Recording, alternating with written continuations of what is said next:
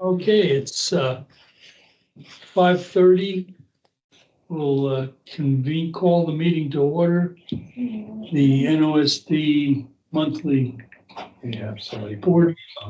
Do we have?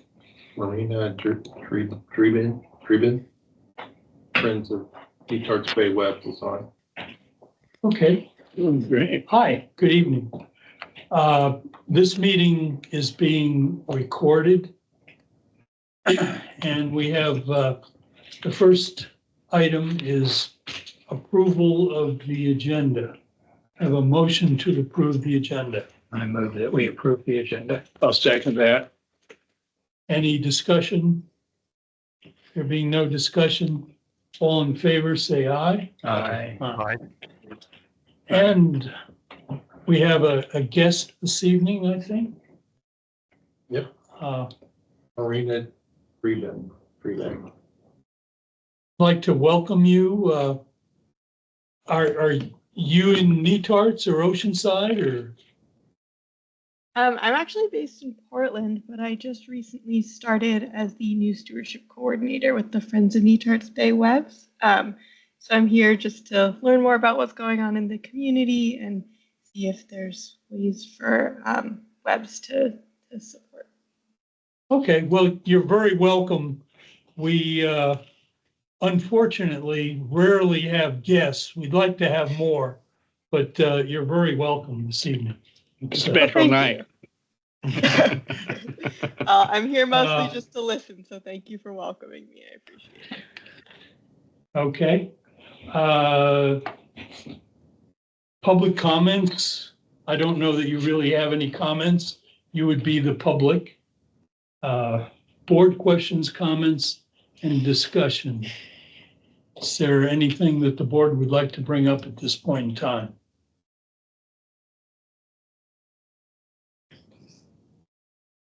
If there is not, first item, the sixth item is review of the minutes of October 17th, 2024. Motion to accept the minutes. Make a motion to accept. I'll second that. And discussion. All I noticed was on page 4, in the second line of this section that says personnel, I have changed the operator's requirements should be mellow has.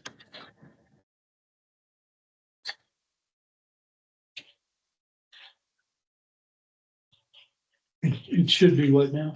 Mellow has. Okay, okay.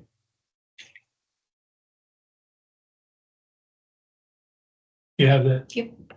All right.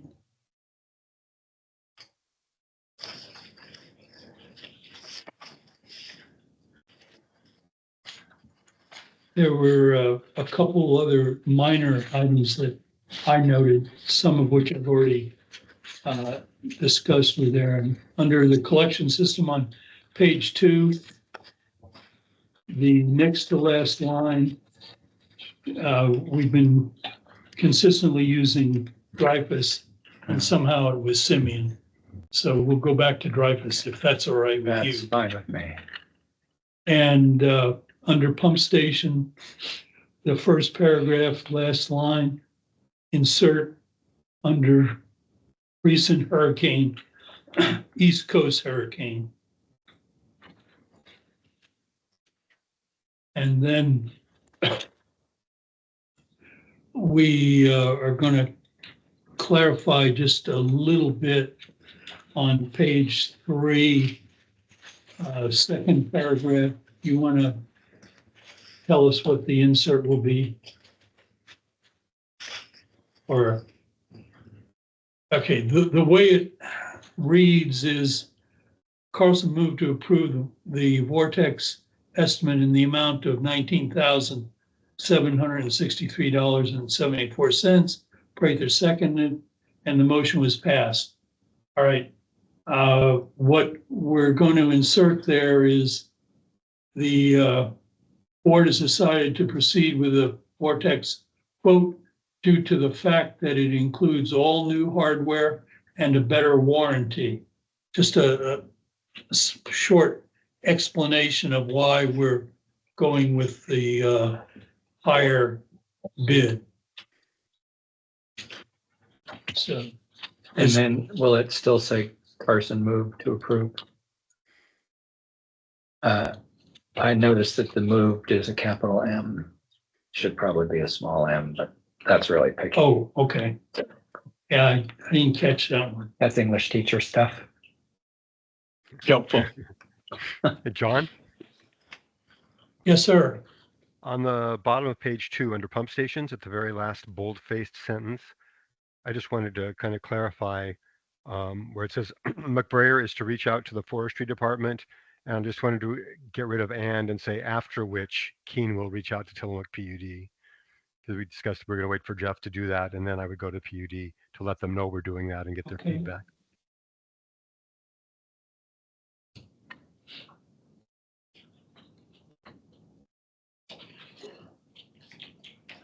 Okay, does anybody have any other changes, modifications?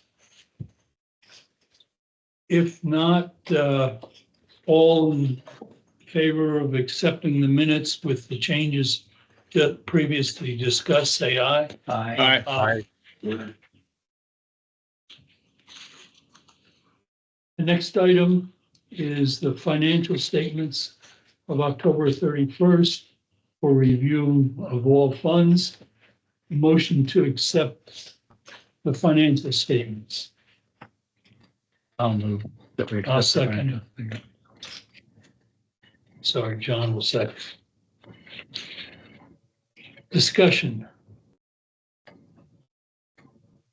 The only thing that I had a question about when I looked at it was that I noticed that so far we have not spent any money on school and training. And I'm wondering if there's something lined up or something we know about or, We're waiting for the schedules for training to okay, come out, the new ones. okay, Everybody's already had pretty much relicensed, Yeah. renewed theirs. So we'll probably start spending it sometime after the first of the year. okay, So this first 6 months, there was no need to schedule anything. Because you have to accrue your CEUs every 2 years. Yeah. So since okay, that's gonna start in the second year term after the first year. great, thanks. Mr. Chair, I've got to step out and call dispatch. I'll just be up for just a minute.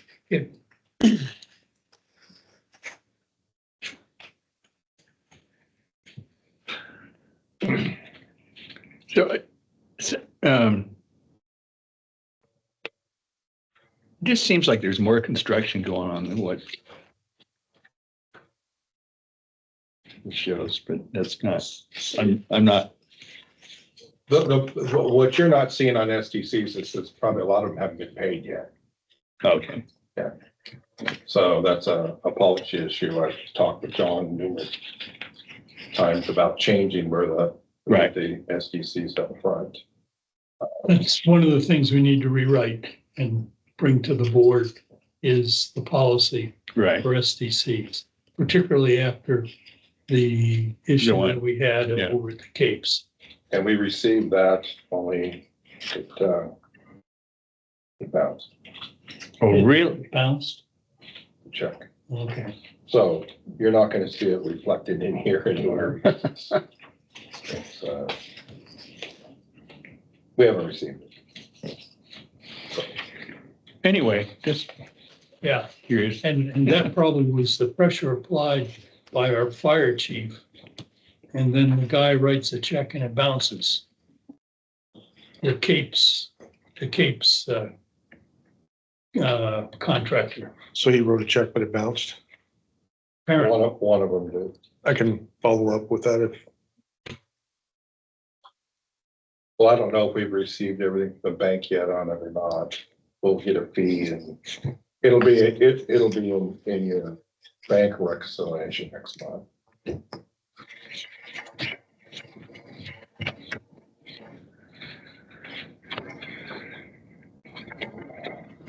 Is there So- a reason to wait for all the bank documentation to come through with that before following up on that? I mean, yeah, it's going to be included in what we charge him, but I don't think there's any need to delay doing whatever Jeff is thinking of in terms of maybe contacting the Capes again or something. Do you have to wait till next month for more action? So what's the procedure on a returned non-sufficient They've funds? been notified and JP has actually spoken with the spouse. And we're supposed to be getting a new check. We have not received it yet. Okay, I was unaware that any contact, this is Dan, we're skipping that part again. Anyway, this is Dan, I was unaware that, we had been in contact with, any of the people at that construction company. Okay, Yeah, this is Jerry. How long ago did you talk to him about that? Because I would suggest at this point, we ask for a certified check. It was about a week ago. Okay, JC said it was about a week ago. if this happens again, then I would say we next insist on a certified check.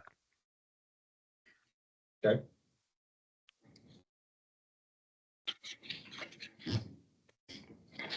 Okay, any other discussion of the financial statements? All right, if there is none, all in favor of accepting the financial statements, say aye.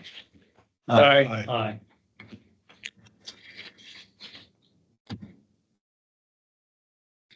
Next item is the board audit and accounts payable. Bank reconciliation.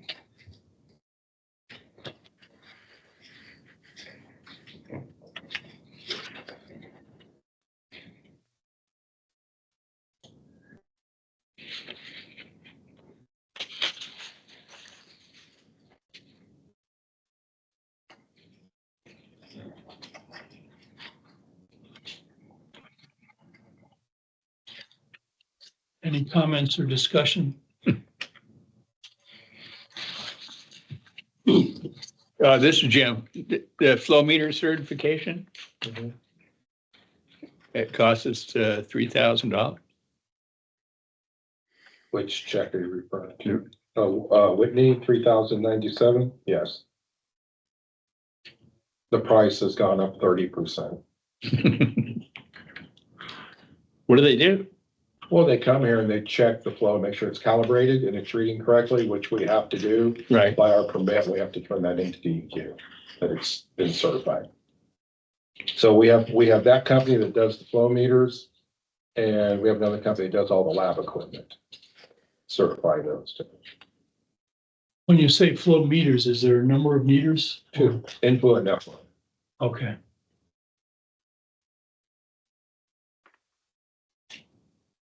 That has to do with software updates or anything Yeah. that has to go into it. Everything is hooked to a PLC these days, so All right. And that's what, an annual? annual, everything has to be annual, yeah. And is the 30% increase normal? With Whitney equipment, you don't get notifications of increases from them. It's usually their new rate, or if there was extra they had to do. I don't have it off the top of my head, but I know we did have some problems that he did have to correct calibrations a couple times. So he was actually here twice. Is there somebody else that does it for No, less? no. They're the local rep for ISCO. So that's one problem you run into is manufacturers have certain rep areas that are covered. So it's not like I can call somebody out of Eugene or Salem. We have to go to the manufacturer's rep. It's same thing with arc light pumps. You have to go through Xylem's local rep.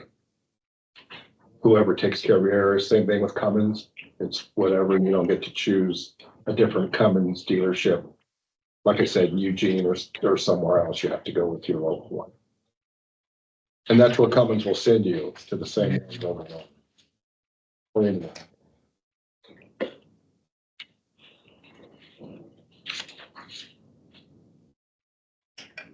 All right. If no other comments, Dan, District report.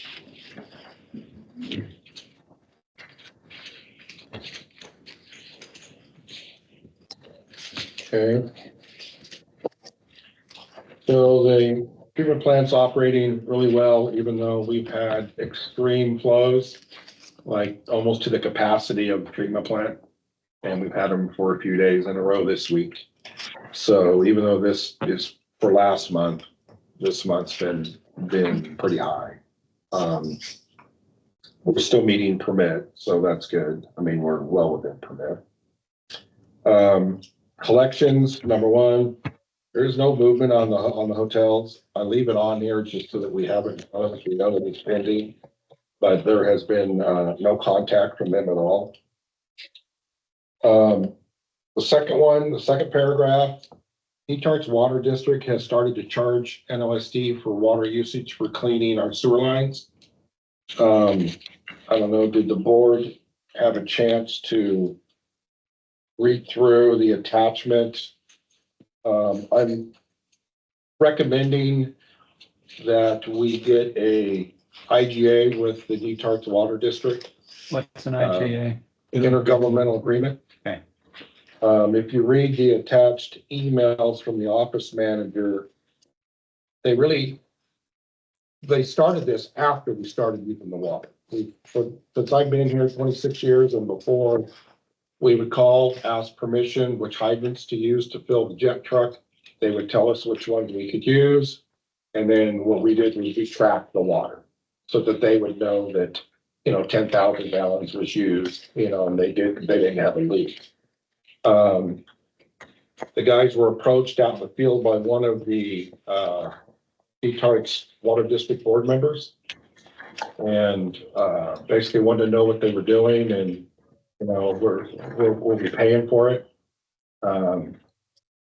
We never have, and we don't in Oceanside either. It's just something that we always work together on stuff. So this is something brand new.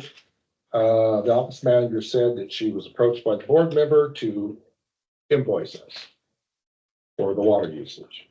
So we got the estimated amount from Zwall. They billed us for 10,800 gallons. Then they charged us a water tap service fee, which I never heard of. So I did a records request and a request for their policy or ordinance on how they charge for what they consider a tap. And not sure that, in my opinion, I don't know how they're applying I don't know how they're applying that policy. It was online, but I don't see it in printed. Yeah, I don't see it in the printed packet either.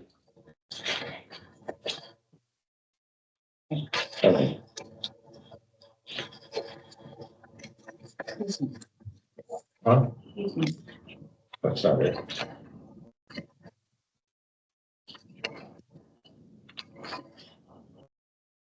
Dan, can I just quickly ask, Oh, do okay. are we on their normal, is the office on Netarts Water or is it on Oceanside Water? The office. This office here is on Netarts Water. Do they bill us for our water that we use in the office? Yes. Okay. For this entire facility, sorry, this is Dan. For this entire facility, we actually pay a service fee and we pay for gallons of water used. We also have 3 other pump stations that we are charged half fees that we use zero water on. But my concern was on their temporary water service, that they charge a $50 service fee for a tap and then $3 per thousand. Only in her email, the office manager's email, she stated that we tapped it 6 or 7 times. But they gave us a break and only charged us one $50 tap. So are they considering a tap every time we load water, open the hydrant to load water, shut it off, open it to load water again? So as you can see, the tanker truck the jet truck holds 1,000 gallons every time it fills. So they gonna charge us $50 times 10 or 11? And they just gave us a break this time? I have no idea how they're gonna bill us each and every time. I get the $3 per thousand. But I don't understand by their own ordinance or policy what they consider a tap, because they're treating us like a contractor. A Yeah. contractor, you would come in, they would ask for a temporary water meter tap. They would set a water meter, charge them $50 for that. They would construct the facility, the plant or the home or whatever. Then they would change it over to a permanent water meter for the resident. So what she told me on the phone, when I asked her about that, she says, well, we have to send somebody out. We need to get paid for that to have them open our hydrant and close our hydrant. And so it's done properly. And I said, well, how's that a tap? You know, we actually asked for a water meter like they have for the PUD project going on. They didn't have any more for some reason. And how they're determining what a tap is and how I read a tap is completely different. So if we open in a 3 or 4 days out doing our system work, maintenance, and we have to move from hydrant to hydrant, whatever they designate we can use, every time we open that valve and close it, are they gonna charge us $50? Are you?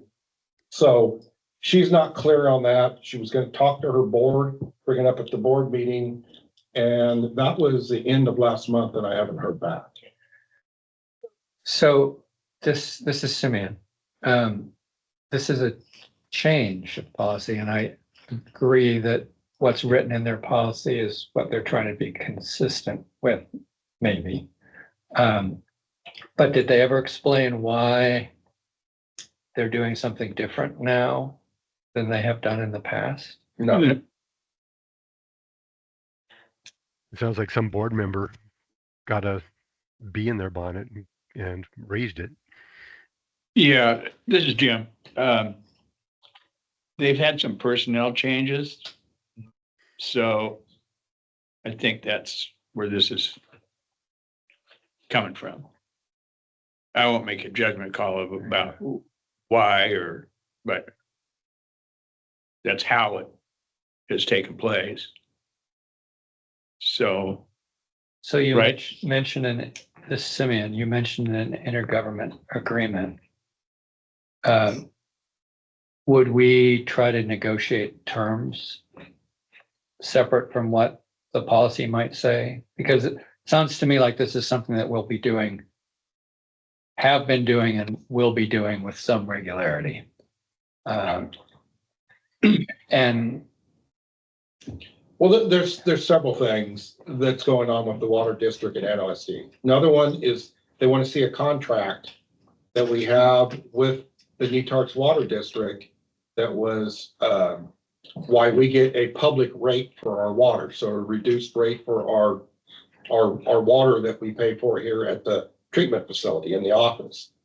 And there's never been a contract. There's never been that type of an agreement.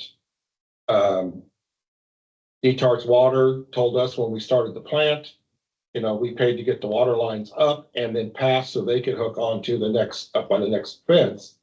And so they can loop around in our project. And that this was going to be the rate they would charge us because we're a public entity. Obviously, there must be no policy there. Mike Subsager, the previous water master, came up with a rate. I don't know. How we paid, came up with a half rate for the pump stations, which we use zero water at, because we just use them for cleaning once in a while. But we use no water though there, because usually the jet truck we already load somewhere else at a hydrant. So they're asking for contracts and why we have these special rates.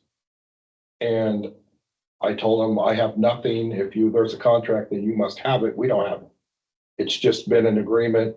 This is how it's worked with both water districts. We're not charged any of these rates from Oceanside Water, just when we do work in Oceanside. So this is something brand new. They came up with it after they gave us permission to go use the hydrant to go ahead and do our cleaning. So yes, it was a board member, saw us out there working. Questioned, I think came up to Brian and questioned Brian a little bit. And so this is all new. They sent us an invoice, and when I called about the invoice and the policy that an ordinance they're using to invoice this on, she just made a mark on a paper and said that was it. And I said, well, I have no idea of the rates that you're charging us other than the $3 per thousand and how you're reading this. So I also did a records request on to see what they're doing with PUD's contractor, because they have a meter on that hydrant out front. And she says, well, they're different, and never supplied me with a records request. So I'm suggesting, since, and she did tell me, well, you know, boards change over the years, is what she said. I said, I understand that. So I told her that I will request from my board of directors an IGA, an intergovernmental agreement. She says, well, we don't want to do that. Well, there's no way for us to track cost or even know what to budget for costs if we don't know what they're going to charge us. Is the next board going to change, or an operator going to change and say, we opened that hydrant 10 times, so we're going to charge them 10 taps? I have no idea how they're going to apply their own rule. Mr. Chair, it's Jeff. I was gonna ask you and Jerry, it sounds like we should probably meet with their board, go to their board meeting and bring this up and discuss it with their full board, because I'm curious if their full board even knows what happened if one board member went in and said to bill them. Okay, this is John. I looked at their website. Back in September, the minutes from their September board meeting, there was a discussion of NOSD using water. And basically, any decisions were deferred till their October board meeting. So I also noted that the agenda for the October board meeting did not have it as an item, but I assume that they did discuss it. Their November board meeting is Monday. I think it's Monday or Tuesday, one or the other. And I'm assuming that they're going to present minutes that will just mention what was determined after further discussion at the October board meeting. So I'm kind of interested to see if there was further discussion. And the other, a note of interest, Dan was talking to the office manager, and they have is it a program manager or the overall manager? It's different now. They have a general manager, office manager, and then an operations operator. So the general manager is kind of, I think, was a board member at one time. Yes. But then she took the position of the general manager, which is kind of over the office manager, who's Dan has talked to. So I'm interested to see what is in their minutes, probably very brief, but I think your thoughts in regard to talking to the board, and they're obviously well aware of the fact that there's this issue, but eventually talking to the board and determining how to proceed is probably very appropriate. Second, and I guess it'd be more of a question, and I know logistics of driving from Netarts to Oceanside and things like that, but would it be better to strike a deal with Christian here in Oceanside and we fill up the jetter truck on Oceanside water? That would be, this is Brian, that would be extremely difficult with the camo. Okay. It doesn't take Hillsborough, it's very slow. So This invoice was for a few days of work. We used at their rate $32.40 worth of water. It's not going to pay the driver, Walt's truck and stuff to drive basically a 40-minute round trip, 20 minutes out here, 20 minutes back. No, Um, sorry, this is Yeah. Jeff. I think what I was getting to, if they're charging you a tap, which is every time you crank the hydrant, then that is gonna rack up pretty quickly. And if they're not furnishing a water meter, then they're actually acting illegally because they're not counting, they can't accurately count how many gallons we get. We run into the same problem when we do training and we take the truck out and we spray water and then we get an invoice, but they don't have a water meter to give us. So They charge, this is Dan, they charge you for water when you, it is becoming a thing, just like it's becoming a thing for us. Yeah. So Well, and I had heard, and I think it was more rumor, this is John again, more rumor than anything else that over, maybe it's several years, but they figure they're short about 1 million gallons that right. have flowed through the system that they are not charging or accounting for. Correct. So. But this is Jim. One would take in consideration that there may be a leak in the system. It's a big leak. there are. Yeah, I'm sure there are. I mean, In the last 2 I years, know there are. in front of my house and one house up, there's been 2 leaks. Yeah. And one of them, I called them up after, and they came out and So, worked on it eventually. so this is Jim again. Are you guys getting charged a tap fee then? No, they haven't started charging us a tap. Do you tip?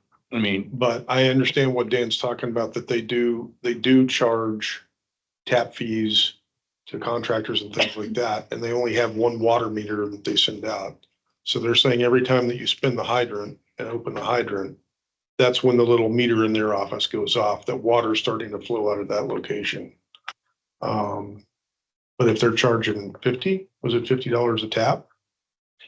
Yes, but they, the question is, they won't, clarify what a tap is. Yeah. To me, a tap is you go out there, put your meter on it. There's a $50 charge. I get the labor to go out and put the meter on.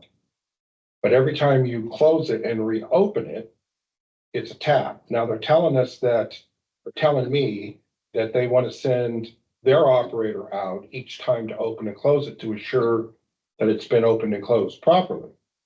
Well, I've been doing this for 26 years. I know how to open and close a hydrant properly. And all my guys are trained on it. We go out and help them whenever they need help with their system. So this just opens up to me that we just need an intergovernmental agreement. If they want to use our crane truck to unload hydrants somewhere or use our forklift and have deliveries done up here, we need to have an IGA with them that states, you know, this is what our labor costs are. This is what you're going to charge us every time we go use water. You I know, agree. and I'm not asking for free water. It's Right. just that we've always worked together like this, like that since I've been here. But if it's going to change, we need, just like we have an intergovernmental agreement with the county to use our inspection equipment to inspect their culverts and stuff when they need it. It just simply puts it in black and white so we know what we're being charged, you know. We did get an invoice. They told the ops manager said, don't pay it till you hear back from me. Well, we haven't heard back. So I had Aaron pay it. I'm not gonna have an outstanding invoice, especially for $82 sitting out there, because I don't know what Netarts Water District has decided. So I don't know. I don't think they're intentionally trying to open a Pandora's box. You know what I mean? And stuff like that. And so, but I think we need an agreement because I can't get clarification on the application of their policies. This is Simeon. It seems to me that since they asked you for past contracts that we may have, that having an agreement that then one could point to and say, here are the issues that we recognized in 2024 or 2025, whenever we negotiated it. these are the things that we talked about. These are the things we agreed on. That just seems like a way to clarify the situation. I don't know if that comes after the boards talk to each other. But it does seem like eventually we need such a thing. This is Jerry, I'm a little leery of the boards talk to each other. I do think that maybe an administrator to administrator meeting with one board member, maybe the chairs, to have just an informal conversation that isn't a public decision meeting, but is just something to compare notes, and also perhaps go armed with some list of situations where they have gotten services from us without payment, so that they get the full picture here of that they are opening possibly a Pandora's box, and that at least then is some leverage as you start coming down to things. If they come say, we're just having a meeting about whether they should pay us to have someone come down and open a fire hydrant, we'll say, no, well, actually that's a two-sided situation. This is also a meeting about whether we charge you for these things. Now let's talk turkey.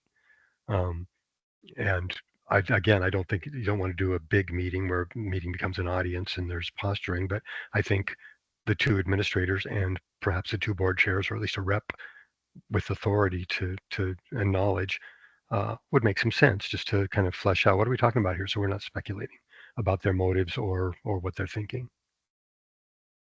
Yeah, and this is John. Perhaps the result of that meeting could be a draft intergovernmental agreement, and let both parties take a look at it and see if that's amenable or whether that will work as a follow-on to that meeting.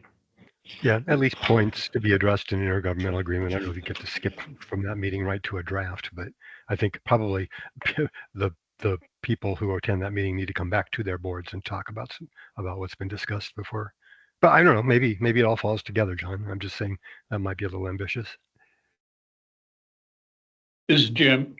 That Jerry's strategy seems reasonable to me.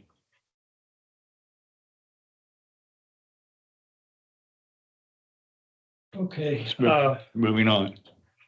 Well, this is Dan. I have to agree with Jerry. I think we need to get it out on the table first and discuss it, because there's other questions about why we have a rate that we have here. But what an IGA would clear up is any future members that change in the community, then they're going to know where it generated from, how it started, and where it's at. So it might be a clean way to do it. We may have to do the same thing with Oceanside Water District as well. Yeah, it also keeps policy, or at least de facto policy, from changing when the boards change, like apparently it has here. Yes, agreed. So, I don't know whether we really need to vote on it, but I'll wait to see what's in their minutes come Monday. And then we'll try to get in contact with their board president and try to set up a meeting for Dan, myself, that board chair, and I guess their that supervisor, that new person in that position. Well, whoever they designate. Whoever they designate. From the staff. Yeah. Yeah. So, I mean, if that's amenable to the board, we'll just proceed along those lines. This is Simeon. It seems reasonable to me. Agreed. Okay, you're okay with that, Jerry? Yes. All right. So we'll just proceed that way.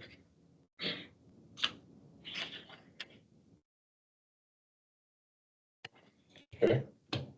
Other pump stations, I got a request into Cummins. They missed their November 13th delivery date. The person I need to speak to is on vacation. So I have not got anything but automated responses from her email. So I don't know where our generator's at. I don't know anything further than she's on vacation. And nobody else seems to know. I have to talk to her. So, do you have any idea whether it's been shipped? Only thing that they could tell me that they had information on, they were waiting for the muffler. Each muffler is designed for each generator for the pump station, so it fits, so it's a retro. So I asked if that muffler's been shipped. They didn't know. They just know that they were waiting for the muffler. Okay. I asked them if they had the generator on premises. Well, all I know is we're waiting for the muffler. So I'm not gonna get a straight answer till this person comes back from vacation. And this is John, and I don't know if you want to explain further, but there's been a change to the environmental law that has driven, that, I believe, in the last year or two. Is it the muffler or the environmental pollution caused by that diesel generator? So, There's yeah, something, there's a change to the law that, usually the laws, when they change, like when it comes to emissions controls on these engines, they usually start the first of a new year. At least it always has been in my experience doing this. But right now, this other generator should have been here a couple months ago. What's on back order is the installation accessories. So, we purchased it in time, but if it could be a glitch. It's happened here before, that if you don't take possession of it or install it, then you have to purchase a new code efficient generator to meet emissions. So this happened when we were building the place and they had Katrina, and they took all of our generators, but that was different. We had to repurchase all new generators. So. But anyway, so I don't know what the delay is. They didn't bring anything about the emission stuff up, just that they're waiting for the accessories, which is the muffler and components. This is Jim. So when you say they, They are Cummins. is that Cummins Northwest, Cummins International? Is it? Well, it's Cummins Northwest. So I don't know what manufacturer, if they're getting their parts out of Brazil, if they're getting their parts out of, Louisiana. I don't know where they're getting their parts from. Do The they, local Pacific North, Cummins Northwest is telling me that they're waiting for the muffler and accessories. Right. they didn't tell you when, is she on vacation for the next 6 months or? But she's been on vacation now for a week and a half. So, and that just started. I sent an email to her 2 weeks ago. She didn't respond.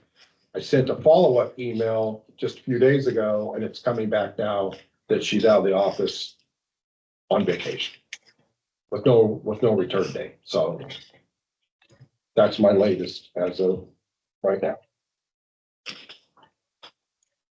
Well, that's the latest as of the 19th, 2 days ago.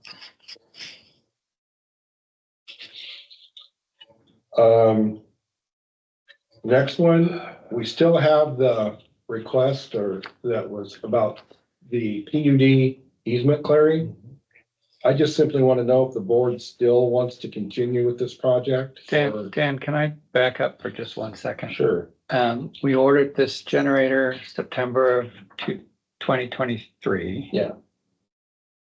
I'm just afraid that if there's a glitch and we have to reorder a different generator, that then we have another 2-year wait between the order and. It's Dan, yes, and my concern as well. That's why I am contacting them constantly. This is nothing new. I will let you know, this is nothing new with these suppliers. Doesn't matter if it's Generac or Kohler. It took us for our portable one, it took 1.5 years to get that one. Okay, I just wanted to voice that. This is Jeff. I think, Dan, what we were kind of alluding to is there anybody else you can call tomorrow and shake the tree a little harder and see if there's somebody above her maybe and say, hey, man, my board is worried about this. So this, Dan, yeah, I could probably call the branch manager. I had to when we had the fiasco with that pump station and generator and before. Yeah. So I'm just maybe I worried can- that maybe she's out on leave and that hasn't been openly discussed. I agree. and then you may be ghosted for another 2 months. Well, I can't, as I told the parts department, sales department, I can't believe you only have one person. That you have no fill-in contacts if your customers, clients need something. He said, well, right now, that's all I can tell you, is that you have to contact Andrea. So, This is Jim. I mean, we spent a little bit of money with those guys over the years. Right? couple $100,000 or better dollars with it. So I know that we may not have a choice, but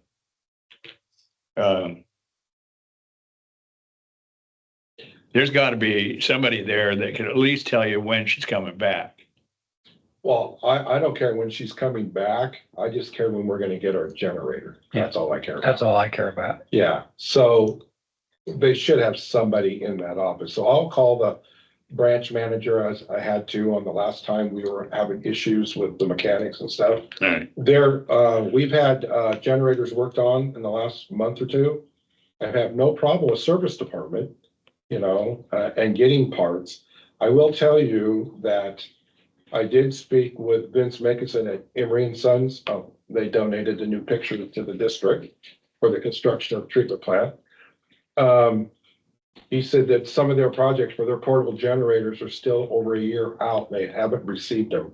So they're having to rent generators on their job sites, which is running up their costs. So it's not just so you know, we're not isolated with these generator issues.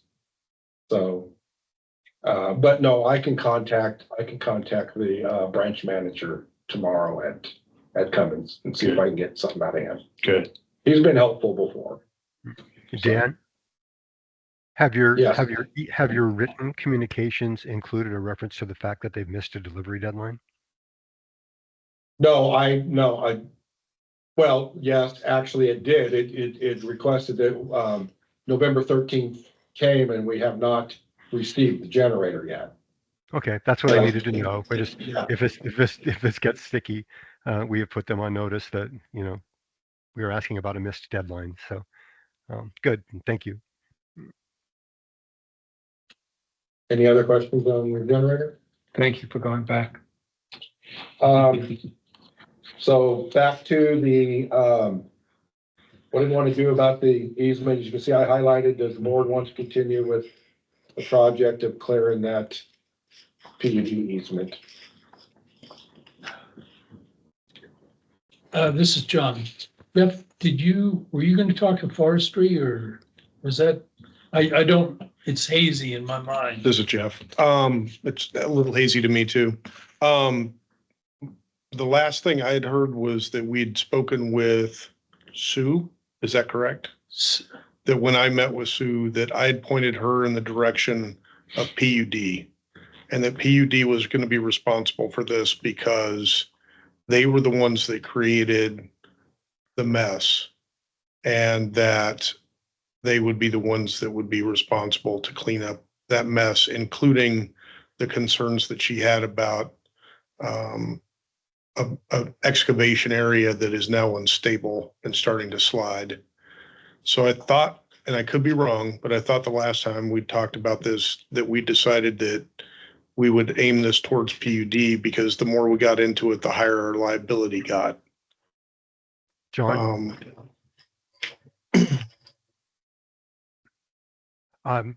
my memory of it's pretty clear. And I think that ultimately that was a concern I voiced and the board agreed it was a concern. And the strategy was going to be that you were going to initiate a request to the state for an assessment of the issue. And that once you had done that, I was going to use that as the basis for contacting PUD to let them know we were doing it and alert them of our position, just so that they just have a heads up. So I'm pretty sure, as we left it last time, as I was waiting for your notice that you had contacted the state and to find out what was going on. Then I was going to call their the engineer over there that I know and kind of impersonally or informally give them a heads up. So I think maybe that got lost in the It shuffle. may have, Jerry. I talked to Shannon Miller at Oregon State Fire Marshal's office, and She doesn't really have much jurisdiction over anything like that. She referred me to ODF, which is Kevin Hill at Oregon Department of Forestry. So I'll reach back out to Kevin. He would be responsible for any kind of slash pile removal kind of thing. So, my only concern is now we've got this, what PUD created is a slide hazard as well. So, but I will talk to Kevin and we'll try and do an inspection. Yeah, if we get some kind of an assessment that's more than just our, you know, lay opinion about hazards that are there, if we've got anything a little more formal, then I'm more than willing to, we should go to the PUD and say, we've got this piece of information here, and as far as we're concerned, you're the primary actor in it, and that's the position we're going to take.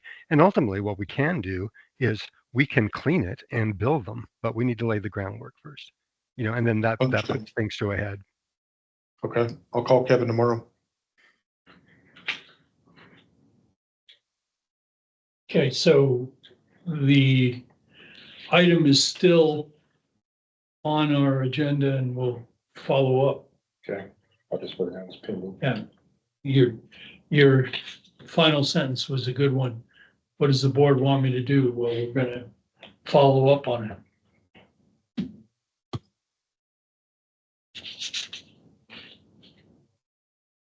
Okay. So on October 11th, I reported to the board that pump station had gone out, pump had gone out at Capes 1. We still have not received that pump back. But at that time of our last board meeting, I don't think that I did not have the quote for repair. So the quote originally was around 13,000. And so I did some negotiating with Flight, Xylem.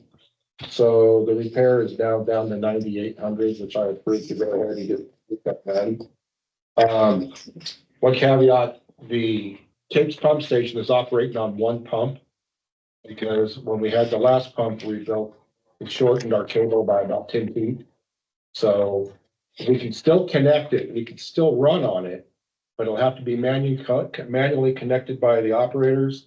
And then we'll have to fence off around because we won't be able to walk it up into its cages so that nobody will be exposed to electrical cables.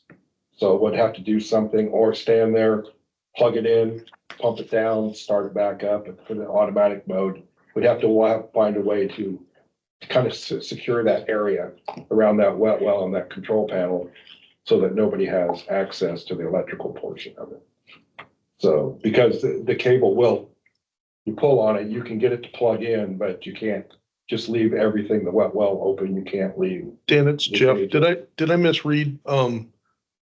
Were they talking about getting us a longer cable or did I misread that? I misunderstood. So what they're going to do, Brian just spoke with one of the reps at Flight and they're gonna come out and change the cable and put the correct length cable in. There'll be no cost to us. They'll do that when they bring the other rebuilt pump back and put it in. So we'll pull that pump out. They will go ahead and put the new cable on it here on site. So we'll have all three pumps, the two operational and then a spare back ready to use.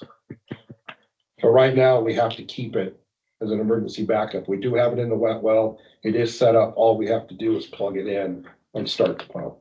So It's Jeff. When did they anticipate bringing like the refurbished pump and the new cord? How long? Brian, you spoke. Go ahead, Brian. This is Brian. I spoke with the parts rep there. Right now, currently, there is no ETA on when we're gonna get the pump back. It should be within a week or two. Oh, okay. They're waiting on a cable. Yeah. They're waiting on the replacement cables for both pumps. So hopefully it won't be too much as far as fencing off. There won't be too many instances. Well, right now with SCADA, we can monitor that, but if that pump, which I think Sean had a call out last weekend during the storm, that pump tripped. All he had to do was reset it, so and get it restarted. He didn't have to plug in the other pump that's in the wet well. Gotcha. So hopefully that's, kind of the worst thing, the power goes on and off, on and off. Sometimes it trips our pumps out, but they have to then come out and they have to be manually reset. So hopefully within a couple of weeks, it'll be resolved. That's what I'm thinking, is about a couple of weeks. That's normally what it is. Thank you. This is Simeon. Did we need to authorize the payment of $9,830? It is. When I do a purchase, if it's some new equipment or something, anything over 10,000, I have to come to the board of directors for authorization. Any repairs, I'm already pre-authorized to make repairs. I would vote to approve it. Yeah.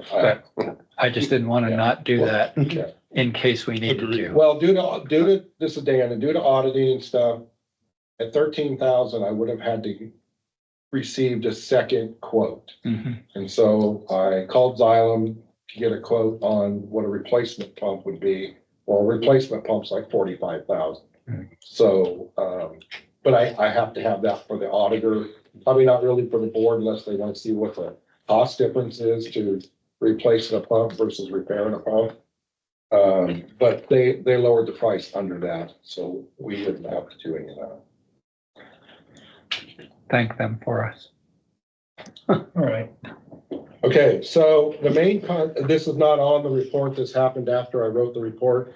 Our main pump station control panel is failing.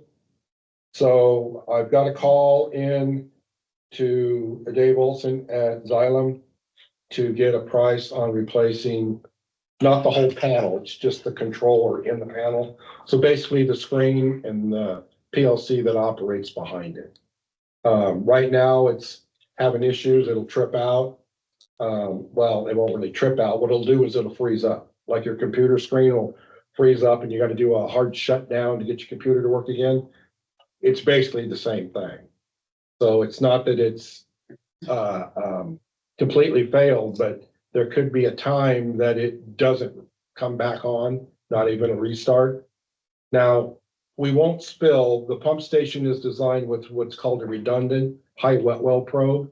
It has it's not connected directly to the control panel. So if it hits a high wet well point, it will kick a pump on or two pumps and it will pump it down automatically. But that'll be continuous high wet well to run in that automatic mode. So you're not going to spill. I don't want the board to think if that panel completely fails, that's the fail safe at the pump stations, is that we have high level probes in every wet well. So those kind of take over almost like a manual mode, if you want to look at it that way, kind of like an old float system. I have all those put in all of our pump stations, because you never know when something's going to fail. This is Jim. Do you guys test that then occasionally? Oh, yeah. Okay. Yeah. So when they do pump station rounds, we don't test them every week, but Right. they probably test them every quarter or something like that Okay. to make sure that they work. You just don't want a lot of alarms. If DEQ wants to review, they want to know why we have overflow alarms, but we have to test all those alarms, overflow. The guys will take a bucket of water and they'll dip a probe in it. It'll simulate an overflow, but it's not technically. And some of the ones I deal with at DEQ, they don't understand the difference. And they're thinking that we had an overflow when we didn't. So we're careful on that. We have it written down. DEQ can see what our intervals are that we test those alarms. What will be a range of costs? This is John. Range of costs for that replacement. The controller, the controller, we've just purchased, we changed those out at Oceanside and at Netarts pump station. You were there when we changed that. It's not a whole panel. It'll just be the insert. So probably about 3,000 for the controller, and then probably some labor costs, 4 hours of labor. So another $1,500 on top of that. Okay. To change it out. We are not changing an entire control panel. All right.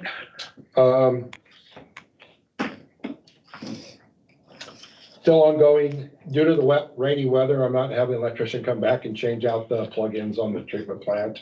It just creates more corrosion issues once they open those boxes up and under conditions like this. So I have spoke with the electrician. We'll schedule it when we can see a break in the weather, whereas he's not out having to do that in the rain. In June. In June and July, yeah. So I do have a request in to West Tech Engineering to go ahead and get the written proposal for the Avalon pump station to the board. After we spoke, they feel it's better to give the board, instead of doing the facility plan, let the board see what the projected costs are gonna be for the design and projected costs for the building the Avalon pump station down there at Glenwood. And then we can do the facility plan after that, and then you'll have that for budgeting. So I'm expecting that, and I'm hoping to get it mid next month. I'm hoping to have it for December.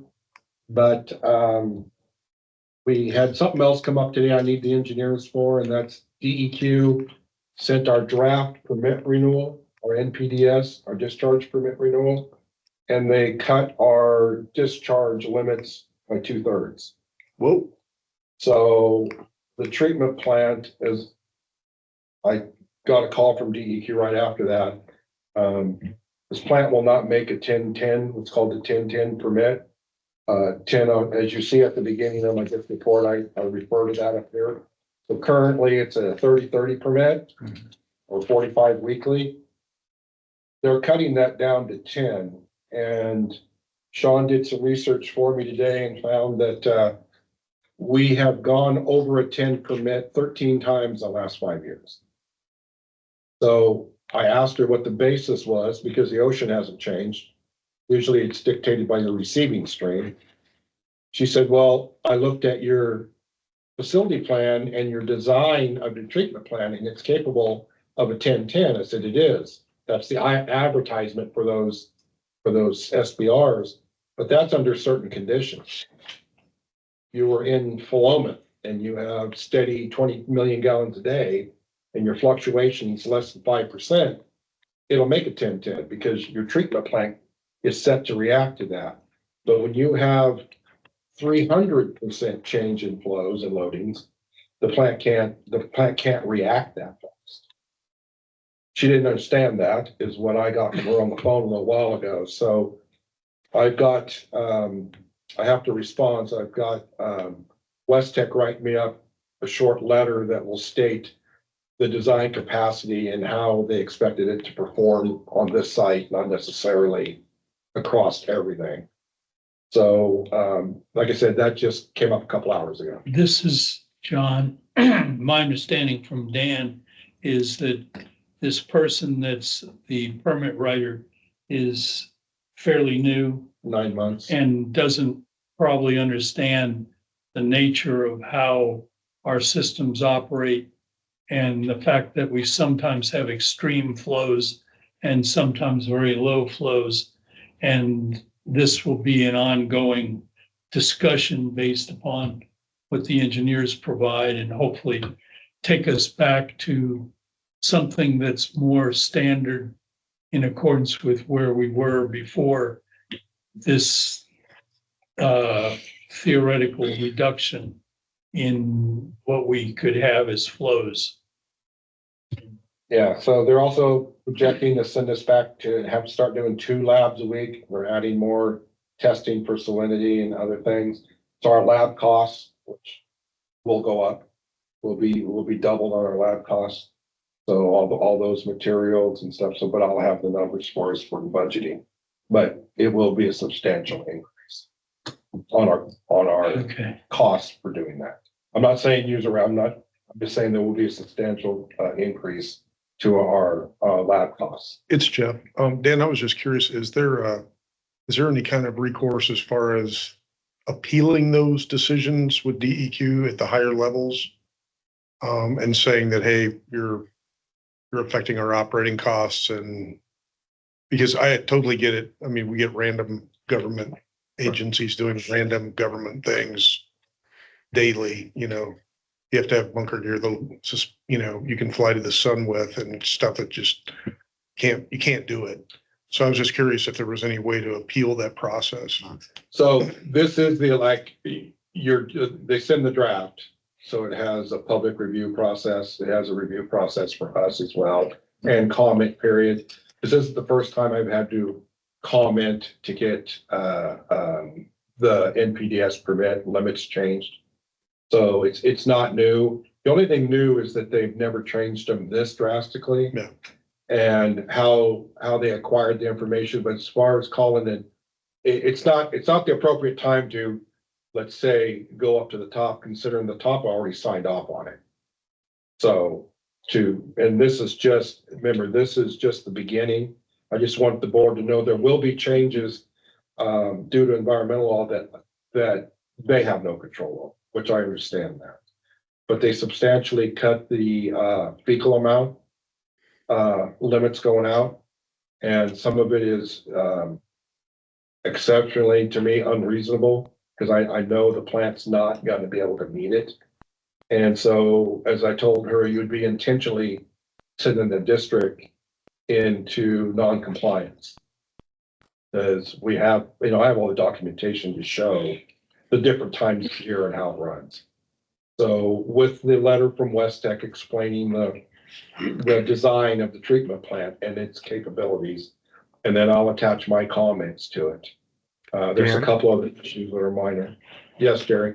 I'm sorry, I thought you were finished. I would recommend that you write it with an eye towards copying it to our state senator and our state representative. That is the appeal in this situation. You get their bosses involved, the legislature, and write it in a way that explains the cost, the cost effect, the difference between this and the way it's been done in the past. However you're going to try to persuade the person in your comment on the draft. We also then do a cover letter from John and send it on to our state representatives so that they have the hearings on this on their desk, on their radar screen.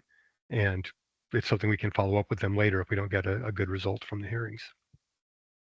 Okay, so yeah, that's usually my second step. Not state representative, I've never done that, but my first step is dealing with the permit writer.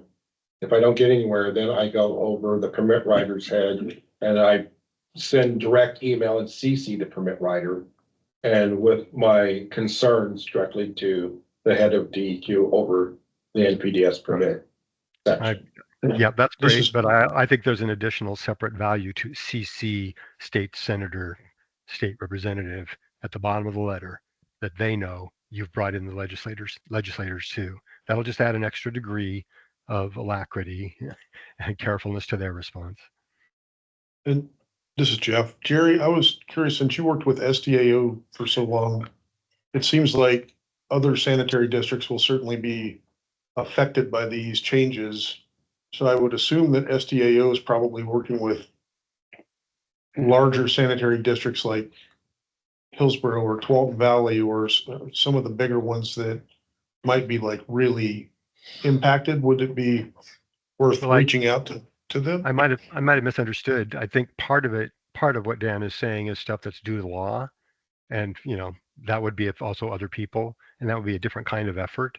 But I think what we're looking at is the extent to which they treated us differently now, and just us, by lowering our rates. So it's not we can go to STAO and ask them because they've got a lobbyist, and they can talk to our legislators too. But in terms of recruiting other districts, not unless Dan's aware that other districts are having the same problem. This is John. The permit writer is fairly new, probably prepared the permit as best she saw it. And it was signed off and probably it may not even have been looked at higher up in the hierarchy. Gotcha. So I would suggest that we try to work with this permit writer and then bring the problems to a slightly higher level in DEQ before we even invoke the legislative functions. I mean, we can CC them, but I mean, DEQ's attitude is going to be, oh, you want to go to war when you bring in the legislature? I mean, in my mind, so, I mean, and this could be something fairly local. I mean, you're talking, some of our discussion is this happening, that they're tightening this up across the range of sanitary districts? We don't know that. All we know is we got this permit writer that's tightening up the restrictions.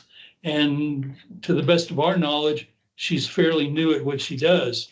I know when we had the problems down at the Netarts pump station, there was a gentleman that was accompanying the other folks from DEQ, and he was brand new, but he was a permit writer, and he was just looking around trying to understand what the process was and what our facility was like. I mean, I talked to him briefly, and he was inquisitive and interested, but it certainly appeared that he had very little knowledge of what was actually the business that we did. I don't know if anybody else remembers, but it was the African-American gentleman that was accompanying our DEQ person. And like I said, he was very interested and he was involved, but this permit writer that we have could very well be in the same position that he was in when he was here.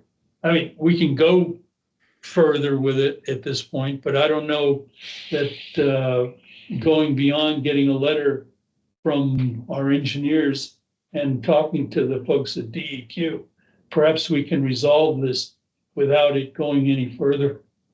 So this is Dan, 99% of the time, they send out the draft. I review it, I respond.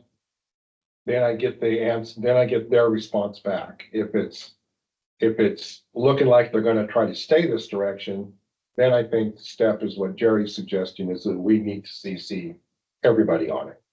But right now, she seems pretty receptive to trying to understand the design of the plant and why it says one thing, but it can't perform. So, like I said, 9-10 months she's been on the job. She seems receptive. Step one, I've always given my first response and I pick out the points and the permit writer.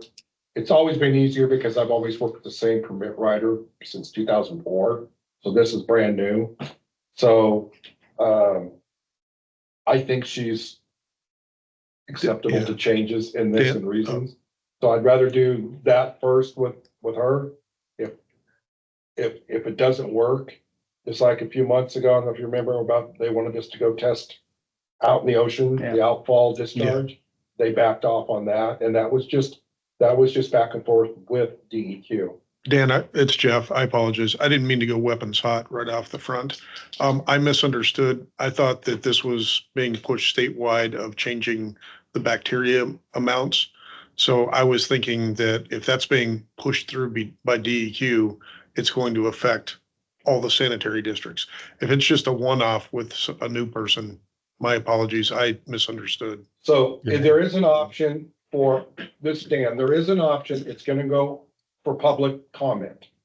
So you can go to DEQ's website, anybody can go to DEQ's website and comment on that. She's gonna get me the information on the changes for the fecal amounts and stuff to verify that it is an EPA mandate or some sort of federal or state mandate, because she didn't have that with her. So I know she filled in the blanks on the form.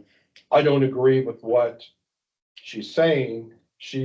Was receptible to hearing that. Brian and Sean, I think, sat in the office when I spoke with her today. So I think that once I give her the reasons why, that should change. Not all of it, I mean, but I still need to know if there are limit changes, decreased limit. I've never seen 3 decreases like this ever in redoing these permits. So it showed me, I'm talking to her, she's new at this. Okay, this is Jerry. Yeah, that's new information that you've gone through this before and you've been able to get some results just by going back and forth. I thought we were in a formal comment period. There was some kind of time frame to, speak or shut up. And if we were in that kind of time frame, then I wanted to get in the appeal to legislators so they can make their views known too. But if you have in the past been able to do something informally and we have time to follow that approach before pulling in bigger guns, I'm all for that. That's fine. Yeah, so the comment period, I have to get comments back sooner than anyone else. But the comment period is usually 30 days and our permit doesn't expire until February. So you have now until then to get DEQ either we negotiate it out or we take further steps. But the backup DEQ will tell you if we can't come to a conclusion or an agreement, by then we still are authorized to operate on our old permit. So it's not like anything's gonna shut down. This is nothing new. I'm just letting the board know I've never seen these big of changes. I went back through my paperwork since 2004. And I've never seen this much change at once. So part of this, I think, is after talking to her, it's kind of somebody new doing the job. So she has been here once, so step one is I'm gonna have a response to her before December 6th.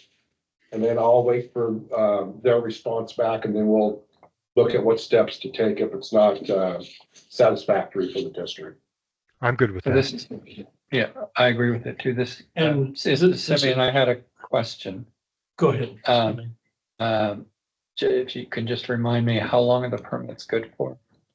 They're good for 5 years. That's what I recall. So this is a once every 5 year thing. And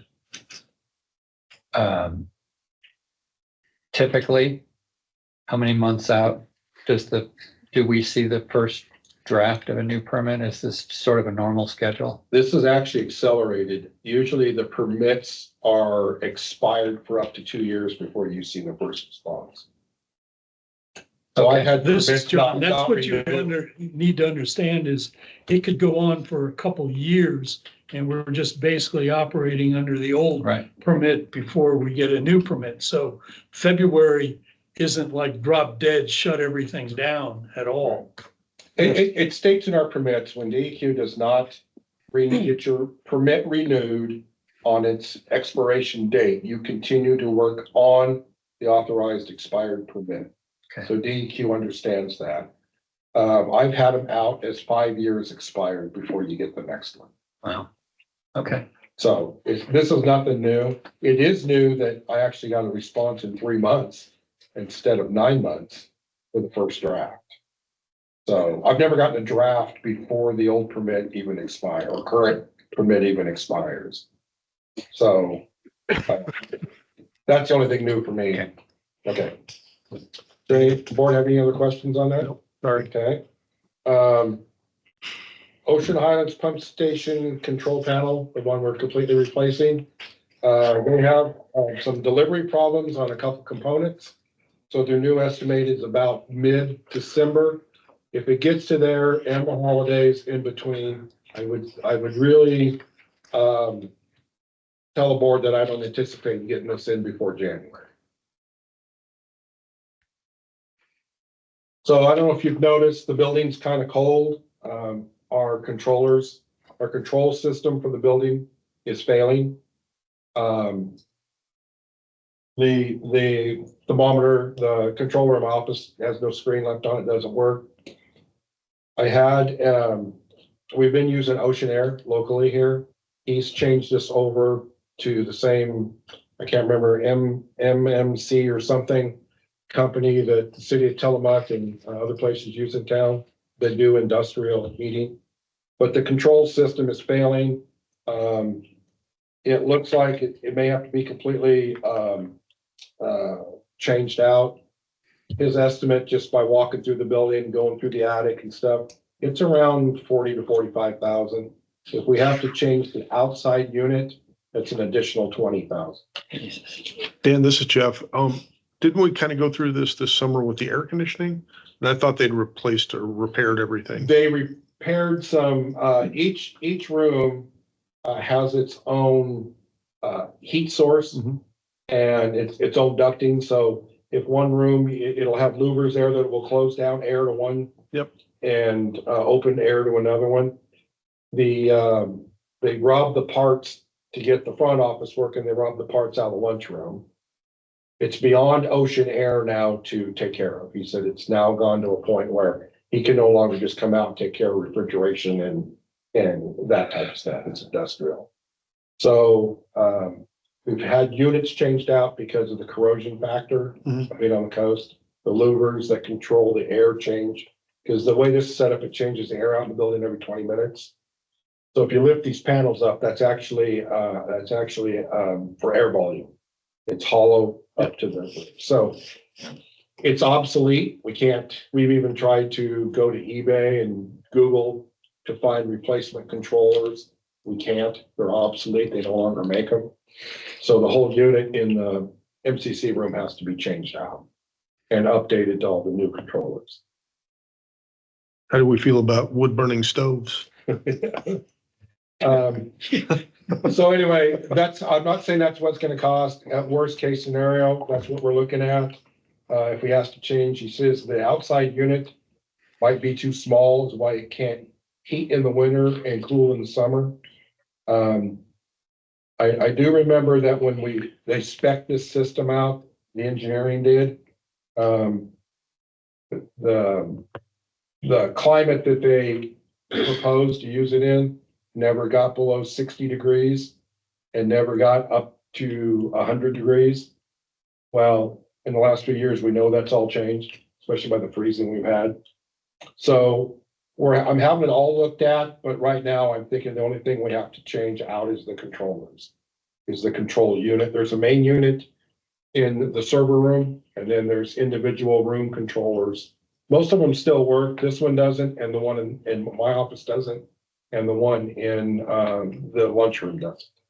And he also found the reason our bathrooms are so cold, when it was set up and programmed, it was set up for AC year-round in the bathrooms. Oh. So I'm not an HVAC person, so that was new to me. I knew it was always cold in there, I just didn't know why. It's so you don't linger. Yeah, well, yeah, they have portable heaters in there. So anyway, I just want the board to know we're working on that. I don't have any exact quotes yet, but I do have the verbal and the walkthrough meeting. He does have a copy of our as-built that shows all of the HVAC, plumbing and electrical and all that. So he's got enough to go off of. It's Jeff. My last comment on that would be if we end up at some point having to replace the whole system for the building, I think we should really seriously look at the split systems just to see what the cost difference would be. Because they seem to be more economical, but So like the That's down. split systems, the building was first designed for like the Mitsubishi's single room, each room had its own. Yep. This is what the building was first designed for, but when it was built, it was under the ARA money, if you remember that. And you had to buy American, Mitsubishi, they had to Yeah. change the design. And they had to remove all that. They had to go with something that was right. Yeah, built in America. These are 1 foot thick block walls with steel studs inside and stuff. It might be more work or more cost to have to bust those open, and then to meet code, you've got to put in, my understanding, because I checked on that, was to put steel header plates in above it wherever you're going to stick the unit in through. So it may be more costly to do that than to replace what we have with a newer unit. Things to look into. Oh, well, we're not going with just this, but yes, but I just wanted to let you know, Yeah. he's told me about a control system. It's around 45,000. He didn't think it'd be that much, but he wanted me to let the board know it could go as high as that. So I'm letting the board know the bad news. office equipment. Office equipment. Low voltage Northwest is scheduled, to come up here in December. That's our alarm system, our security for the building, for break-ins and security cameras and all that. They're taking over for Benton. I am working now with setting up for the call list and that type of stuff, but when they get they should have the new, change out equipment we need for the dialer.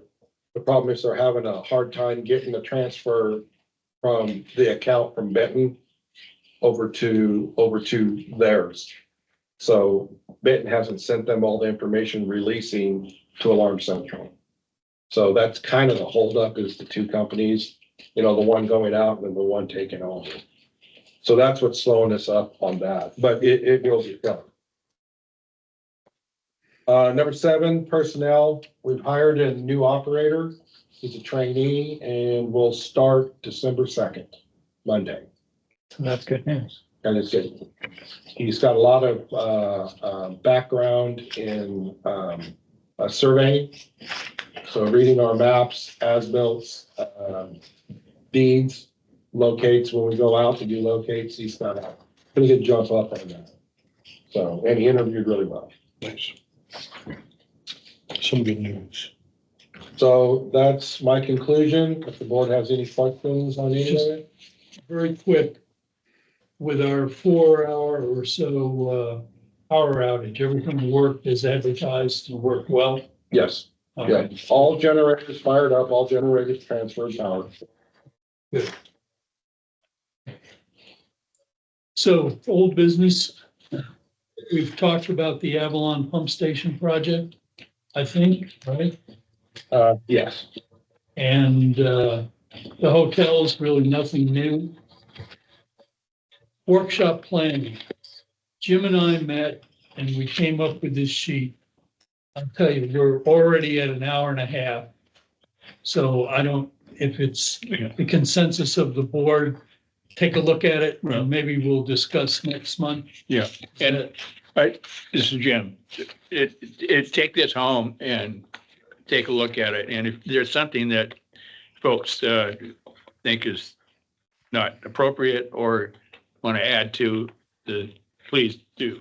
Yeah, and very quickly, the idea was to kind of reduce what the workshop might be, and it was more or less towards the human resources area. And then we might have another workshop with equipment or other subjects. But we didn't want to have everything in one huge session where very little was accomplished. So, and the final thing, and we can also defer that, is the public records request policy. Attached also was the old policy from 20 years ago. And one of the things that's happened is that the state has put time restrictions, like you got to respond in 5 business days to tell them that you received it and you're working it. And then if you get 15 more business days to actually provide the answer, which it didn't used to be that way, but this incorporates that type of information. And we can also defer that till next month, take a look at it and see what you think. It also includes some forms, and we would put attachment A, the request for disclosure of public records on the website so that somebody could just fill that out and submit it. And I'm going, it's maybe a little bit different, but in Illinois, we had actually had to have a person designated as the person to handle these requests. And so I sort of did that. We don't have to do that, but it seemed to work well. And, the Illinois state got all in a tizzy that you had to designate the person, get them training. We don't need that, but nevertheless, we have Erin, and JC would be the backup to handle it if she's not here. So But very quickly, Erin said normally she can get these things turned around and done in a day. They don't happen very often, but they happen occasionally. So, but we can defer this and talk about it a little more next month. So this is, Simeon, I looked this over and it seemed non-controversial to me. It seemed clear and Yeah. clean. I would be ready to approve it if other people would like to. I'm okay. Sure.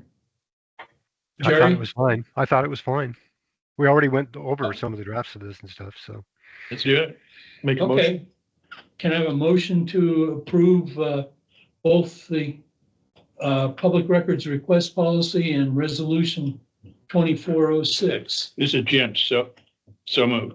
And this is Simeon and I second that. And we've already basically had our discussion. So, all in favor, say aye. All right. Aye. Aye. Okay.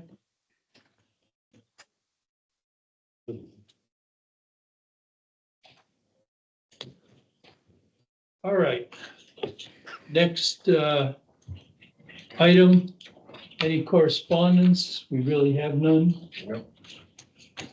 No executive session.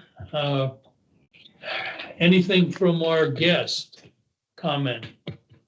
Are you still awake?